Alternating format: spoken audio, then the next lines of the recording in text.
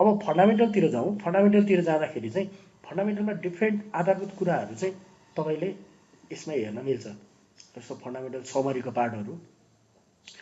अब फन्डामेन्टललाई डिभाइड गर्दाखेरि चाहिँ भ्यालुएसनहरू, प्रफिटेबिलिटीहरू हुनसक्छ होइन।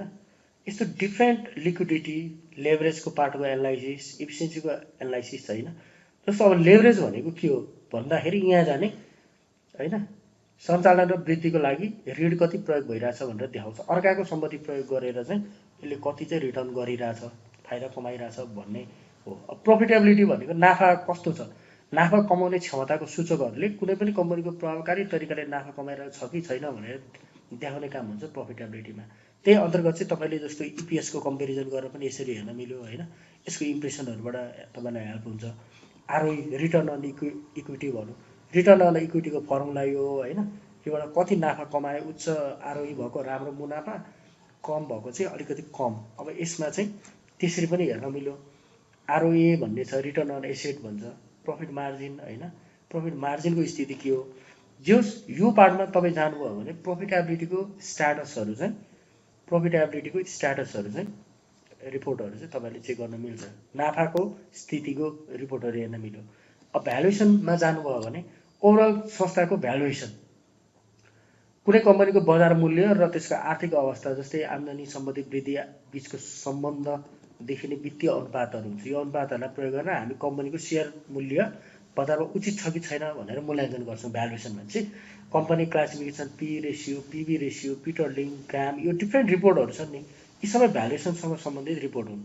तपाईँले केलाई आधार मानेर कुनलाई हेर्ने भन्ने कुरा आफूले निर्णय गर्न सकिन्छ। तर बेस्ट चाहिँ के हो भने जस्तो अब तपाईँले जस्तो मानौँ नोबेलै हेरौँ हामीले, अहिले एकछिन इक्जाम्पल भने नोबेललाई सर्च गरेर तपाईँले हेर्नुभयो भने यसरी आउँछ होइन। यसमा चाहिँ अब मार्केट समरीको पार्टहरू स्ट्याटसमा अब यो बेटर छ, यो बेटर छ, यो फेयरली भ्यालुड छ, यो पिबी रेसियो चाहिँ ओभरली भ्यालुड छ। अब यो पिबी रेसियो ओभर भ्यालुड हुँदाको असर के हो त भन्ने कुरा तपाईँले पढेर हेर्नुभयो भने त्यो बेस्ट हुन्छ। अब यो बिग ट्रान्जेक्सनहरूको एलर्ट भयो होइन। अब बाइङ र सेलिङ स्ट्राटेजीको हामीले यहाँनिर राखिदिएका छौँ। बाइङ र सेलिङ स्ट्राटेजीमा चाहिँ बाई गर्ने कन्डिसनहरू कति म्याच भइरहेछन्, कति म्याच भएको छैनन् भने चाहिँ अब जस्तो समग्रमा यो हेर्दाखेरि धेरैवटा इन्डिकेटर चाहिँ यो लङ टर्ममा मिट भनेर देखाइरहेछ, तर यता सर्ट टर्ममा अलिक कम देखाइरहेछ नि त। भनेपछि लङ टर्मको लागि यो ठिक छ, तर तत्काल ट्रेड गर्नलाई अलिक ठिक छैन भने जस्तो पनि हामीले बुझ्न सकिन्छ। अनि यहाँनिर चाहिँ ओनरसिप स्ट्रक्चर होइन, बोर्ड, डिभिडेन्ड होइन, एजिएमहरू, यो डिभिडेन्डको हिस्ट्रीहरू पनि यहाँबाट यसरी बोनसको हिसाबले, टोटल डिभिडेन्डको हिसाबले यसरी चाहिँ अलिकति खस्किदो टाइपको चाहिँ देखिन्छ यसको ट्रेन्ड हेर्दाखेरि होइन। अलिकति पहिला दिए भन्दा चाहिँ कम दिएको हो कि जस्तो होइन, त्यो देखिन्छ। अब मैले तपाईँलाई अहिले देखाउन खोजेको कुरा चाहिँ के थियो भन्दाखेरि यो भयो। यहाँ हेर्नुभयो भने जस्तो भ्यालुएसनको आधारमा हेर्दाखेरि चाहिँ धेरैवटा इन्डिकेटर चाहिँ ओभर भ्यालुड जस्तो बढी देखिरहेछ क्या। भनेपछि त्यो पक्कै पनि त्यसको जुन त्यसले दिने रिटर्नको कुरा हुन्छ त्योभन्दा चाहिँ बजार भ्यालु चाहिँ अलिक बढी हो कि भने जस्तो बुझ्यो कि एउटा। अब लेभरेजको पाटो होइन, लेभरेजको पाटोमा अब ठिकै देखिरहेछ होइन। अब यसमा ग्रोथ इन्डिकेटरको हिसाबले चाहिँ डिक्लाइनिङ रेभेन्यू भइरहेछ क्या, लस मेकिङ डिक्लाइनिङ रेभेन्यू भनिरहेछ भने चाहिँ अब यसलाई हामीले कसरी व्याख्या गर्ने। प्रफिटेबिलिटी इन्डिकेटर चाहिँ यो बेटर छ, प्रफिट मार्जिन पनि राम्रै छ होइन, तर अलिकति अरू इन्डिकेटरहरू चाहिँ पोजिटिभ नदेखिएको। हामीले कुन इन्डिकेटरलाई चाहिँ कन्सिडर गर्ने, कुनलाई छोडिदिने, कुनलाई चाहिँ अब 100% मिल्छ भन्ने छैन, 100% राम्रो भएको पाइन्छ भन्ने छैन सर्टिङ गर्दाखेरि।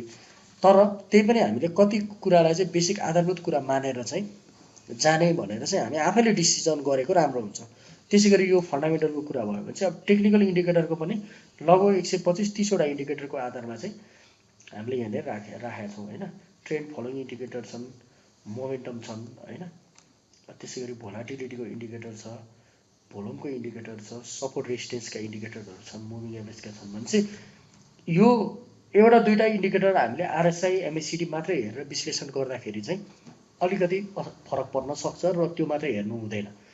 जस्तो मोमेन्टम माथि गइरहेछ, बजार चाहिँ बढ्ने ट्रेन्ड जस्तो देखिरहेछ, तर भोल्युमले प्राइस बढी पनि रहेछ तर भोल्युमले सपोर्ट गरिरहेको छैन भने पनि त्यसलाई काम हुँदैन। अब भोल्युमले पनि सपोर्ट गरिरहेछ, प्राइस पनि बढिरहेछ, तर त्यो चाहिँ क्लियर कट बुलिस ट्रेन्डमा पनि छैन, त्यो चाहिँ अलिकति कन्फर्म ट्रेन्डमा छैन भने पनि असर हुन्छ। यस्ता विभिन्न आयामहरू हुन्छन् जसले गर्दा एउटा दुईवटा इन्डिकेटर हेर्नुभन्दा अलिकति मेजोरिटी अफ इन्डिकेटरले चाहिँ के दिन्छ भन्ने कुरा पनि हामीले विचार गर्नुपर्ने हुन्छ। अब अरू सबै कुरा ठिक छ, तर भोलाटाइल भइरहेको छैन, चलायमान भइरहेको छैन भने पनि फेरि पोजिटिभ त पोजिटिभ नै जाला। तर के हुन्छ भने भोलाटिलिटी चाहिँ डिक्रिजिङ टाइपको छ भने चाहिँ होइन, घटिरहेको छ भने त्यसले छिट्टै नै रिटर्न दिन्छ भन्ने छैन। अब इन्क्रिजिङ भोलाटिलिटी भएकोमा हाई रिस्क हाई रिटर्नको सम्भावना पनि रहन्छ। यस्ता धेरै कुराहरू छन्। यो कुरा चाहिँ तपाईँहरूले यहाँ हेर्दै पढ्दै जानु होला।